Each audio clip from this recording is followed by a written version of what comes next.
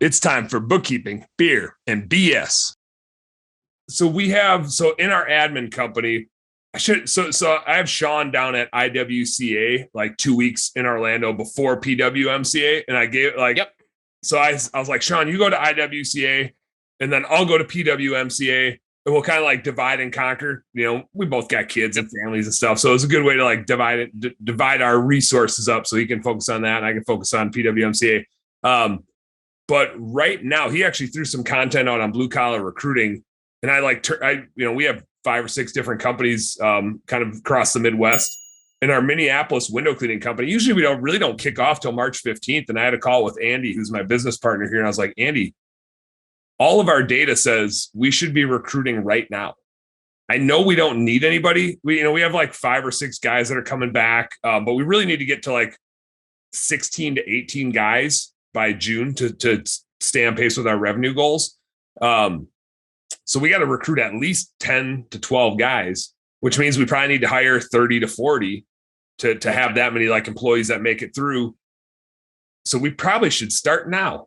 And the data all says that January is the best month to recruit, the most applicants and the least people searching for them. Now, like, this January is going to be different than every other January, and that it's just going to get harder and harder year after year after year. And I don't see that trend changing until we have a massive recession. And even then, the jobs that we have aren't what people are always searching for, right? So it's like manual labor, that the demand for those jobs is generally going down. So we're going to have a hard time, which means we got to get really good at this thing. And that's fine. Like, we're business owners. We solve problems. It's what we do. It's literally why we signed up for this, is to solve that problem. So we'll figure it out. We're used to solving the demand side of the problem. Now we got to solve the capacity side. But all of our data shows that January is the best month because there's more applicants and less people searching for them. February, there tends to be a little bit less applicants and a little more people hiring.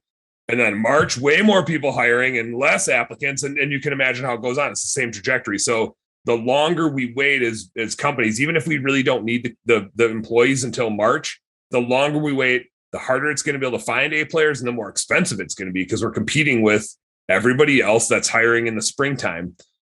And really, like, we don't want people that don't have jobs anyway. So it's not like we need to find somebody that can work tomorrow.